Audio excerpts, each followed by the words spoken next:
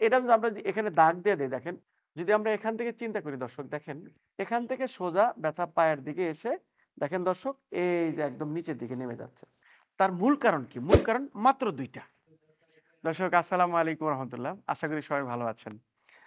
দর্শক অনেকে আছে এই রমজানে আপনাদের হাঁটু ব্যথা বেড়ে গেছে, কোমর ব্যথা বেড়ে গেছে, গোড়ালি ব্যথা বেড়ে গেছে। আল্লাহ তাআলার অশেষ মেহেরবান যে আমরা অনেকে ইবাদত করতে পারতেছি এবং নামাজ কালাম করতে পারতেছি। খুব সিম্পল ওয়েতে যদি বলি, অনেকক্ষণ তারাবি নামাজ পড়তে যে অনেকেরই যারা ব্যথা ফিল করতেছেন, অনেকেই সায়াটিকার আগের ব্যথা আছে কিন্তু সেটা বেড়ে গেছে। আসলে কেন বেড়ে গেল দর্শক, একটু যদি আমরা আপনাদেরকে গুছিয়ে বলি সেটা। এখানে দেখেন একটা সায়াটিকা নার্ভের একটা দৃশ্য। যদি আমরা এখান থেকে চিন্তা করি দর্শক, দেখেন এইটা হলো সায়াটিকার অরিজিন। এখান থেকে লাম্বার স্পাইন থেকে এই পর্যন্ত হলো সায়াটিকার মেন সোর্স। এটা হলো আমাদের মানি ব্যাগ রাখার জায়গা, যেমনটা এইটা মানি ব্যাগ রাখার জায়গা। এখান থেকে সোজা ব্যথা পায়ের দিকে এসে দেখেন দর্শক এই যে একদম নিচের দিকে নেমে যাচ্ছে। কমপ্লেনটা হয় কিভাবে দর্শক? অনেকেই অনেকক্ষণ বসে থাকলে আপনার হাঁটু ব্যথা হয়। যেটা সিম্পল আছে কথা বলবো, যে এই যে হাঁটু ব্যথার সাথে যে সায়াটিকার একটা সম্পর্ক আছে, ঠিক সেই জিনিসটা যদি আমরা বলি সেটা এরকম দর্শক, দেখেন খুব সিম্পল ভাবে দেখেন। সেটা হলো যে এটা যদি আমরা এখানে দাগ দিয়ে দিই, দেখেন এই দাগটা অনেকেরই হাঁটুর পিছন সাইডে ব্যথা করে, বিশেষ করে যখন আমরা হাঁটু ভাঁজ করে বসি। অনেকেই দেখে যে এক্স-রে করে একেবারে নর্মাল আসছে, আবার কেউ কেউ বলে যে এক্স-রে করার পরে আপনার হাড় ক্ষয়ে গেছে।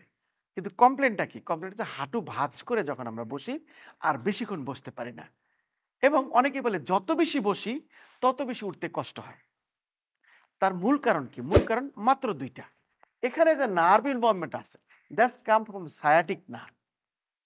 এই সায়াটিক নার্ভ এখান থেকে এসে সোজা যদি বলি এইভাবে দেখেন, এখানে এসে এই পিছন সাইড হয়েই কিন্তু বাঁক হয়।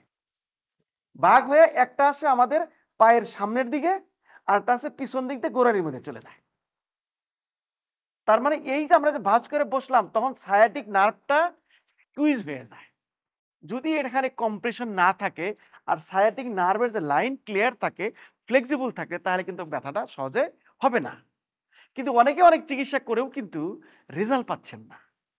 তার মূল কারণ তারা সায়াটিক রিলেটেড যে ট্রিটমেন্ট প্রসিডিউর সেটা অ্যাপ্লাই করতেছেন না, যার পরিপ্রেক্ষিতে আপনারা বলতেছেন ওষুধ খেলে ভালো থাকে, ওষুধ বন্ধ করলে আবার আসে। তাদের জন্য বেস্ট এক্সারসাইজ হচ্ছে এইটা। প্রথমে কাত হয়ে শুনুন, তারপরে পাটাকে সামনের দিকে আগে নিয়ে আসুন। একটা তাওয়েল দিয়ে পায়ের পাতার সামনের অংশে রাখুন। তারপরে পাটাকে আস্তে আস্তে সোজা করে পায়ের পাতাটাকে বুক বরাবর টানতে থাকুন। মনে রাখবেন যাতে হাঁটু অবশ্যই সোজা থাকে। এভাবে অবশ্যই 10 থেকে 20 সেকেন্ড ধরে রাখুন। এভাবে প্রতিদিন 3 বার, প্রতিবারে 10 বার করে করুন। যেটা করলে আপনি এই যে তারাবির নামাজ পড়তে যে ব্যথাগুলো হয়, এই ব্যথাগুলো খুব ইজিলি ভালো হয়ে যাবেন দর্শক। তো দর্শক, দেখা হবে অন্য কোনো প্রোগ্রামে। সবার জন্য সুস্বাস্থ্য কামনা করি। ভালো লাগলে শেয়ার করবেন, সাবস্ক্রাইব করবেন। আসসালামু আলাইকুম।